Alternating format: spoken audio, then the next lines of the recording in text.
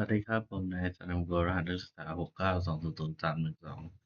ศวกรรมไฟฟ้าวันนี้จะมาทำเรื่อง revolving cut นะครับดังนั้นผมจะกด new งานขึ้นมาก่อนเลยครับกด path กดวงกลมกด on page นะครับสร้างวงกลมออกมา2บอกขนาดนะครับ100ตัวนี้เป็น20คำสั่งลายนะครับจุดนี้ขึ้นมาจุดนี้นะครับ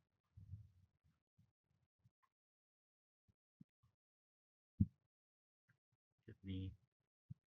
ขึ้นมาจุดนี้นะครับ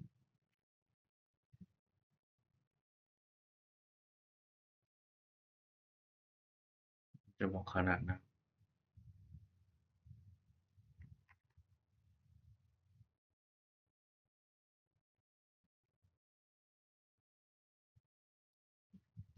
ใช้อีกแบบหนึงเดี๋ยว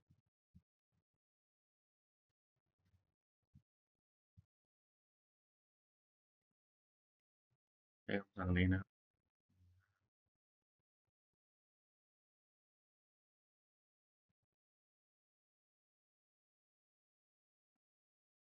ลากให้ชน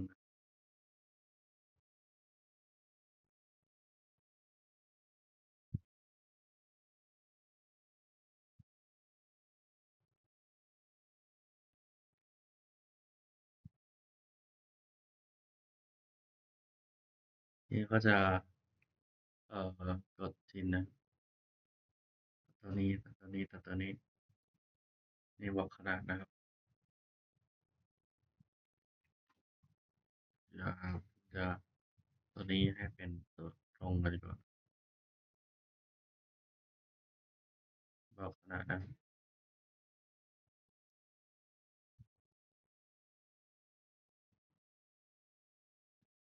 ใช้ลายนะ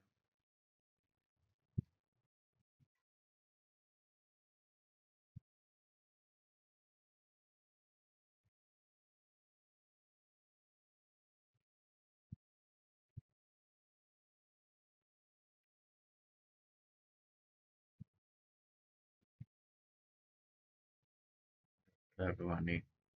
นี่ใช้คำสั่งทีไปอาร์นะ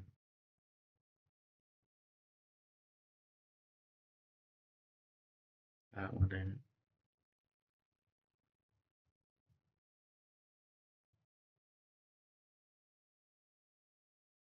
ี่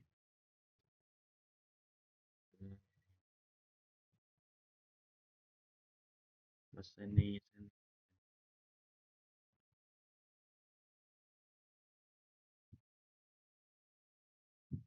จดลายกันนะ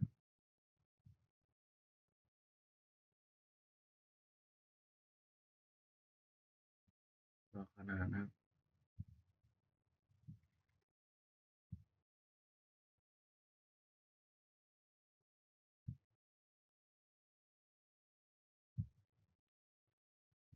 จะได้แบบนี้นะครับก็จะบอกขนาดนะ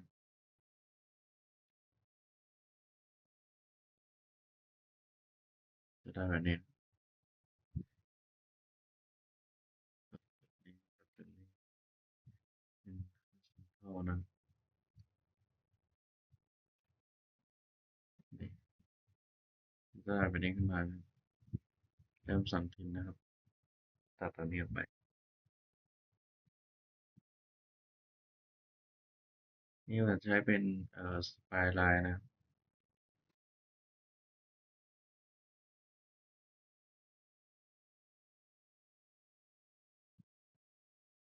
จะเป็นสปายไลน์2เส้นนะครับ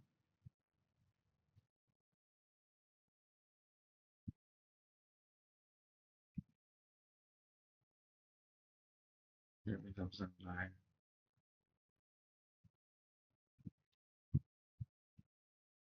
ขนาดนั้น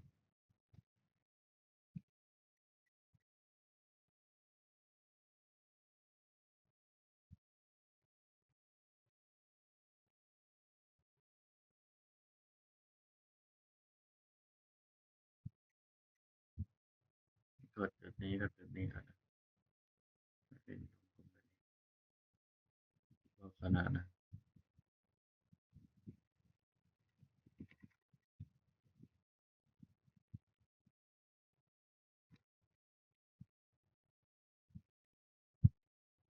ก็จุดนี้กับจุดนี้เป็น2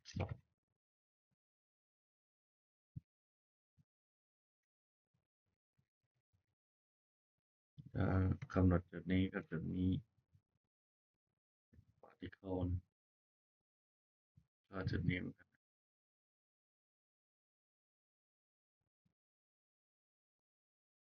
จุดนี้กับจุดนี้สันทอนนะ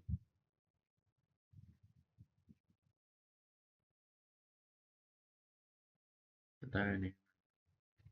กดทินนะ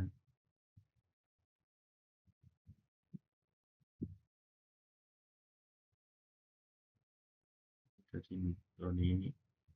ตัวนี้ตัวนี้นะเราจะได้มาในรูปแบบนี้ครับ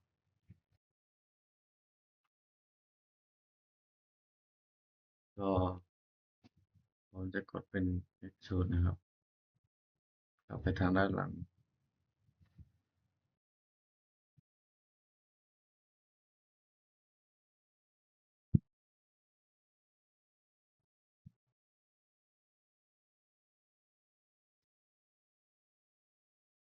ความหนาเป็น20นะครับแบบนี้เราก็จะได้ตัวชิ้นงานมาแบบนี้แล้วจะเลือก Exit ตรงนี้นะครับเลือกวงกลมตัวนี้เลยก็จะได้เส้นตัวนี้มาแล้วทีนี้ผมจะใช้ Right Page นะครับ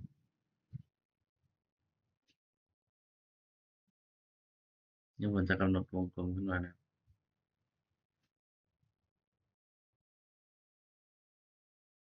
บอกระยะ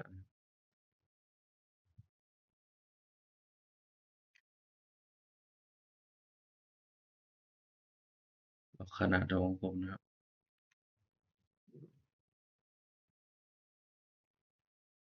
ก็ใช้เส้นลายนะครับ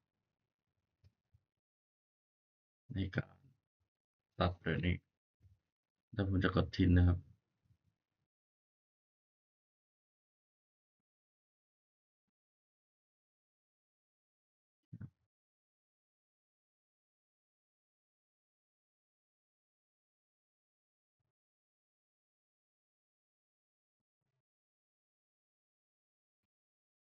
อ่า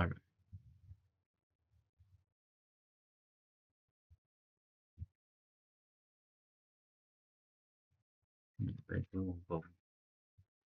แล้วกดทินฝั่งเดียวแบบนี้นะมันก็จะได้ใน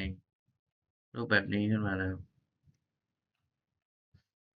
นี่ผมจะกดคำสั่งนะครับ River Cut เลือกวงกลมของเรานะครับเลือกเส้นตัวนี้เป็นเส้นนี้เลยคำสั่งแรกมันเป็นในนี้เราสามารถตัดได้เท่าที่เราต้องการเลยนะครับ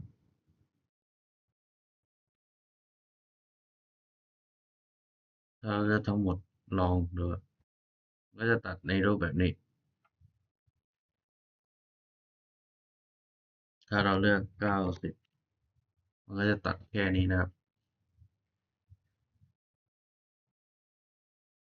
เนี่ยใช้คำสั่งเป็น up to vector นะครับจะเลือกเวกเตอร์ที่ตัดถึงนะครับนี่มันก็จะตัดถึงนี้เลย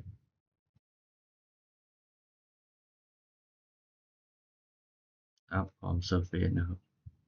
ที่เลือก surface นี้มันจะตัดถึงนี้ครับลองนี่แบบนี้เลย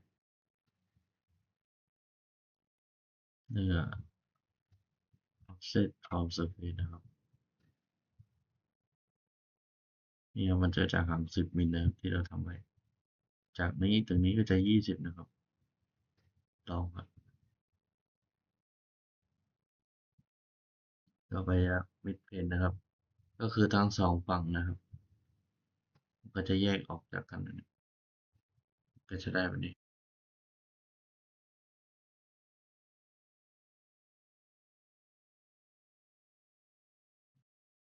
อันนี้ก็คือ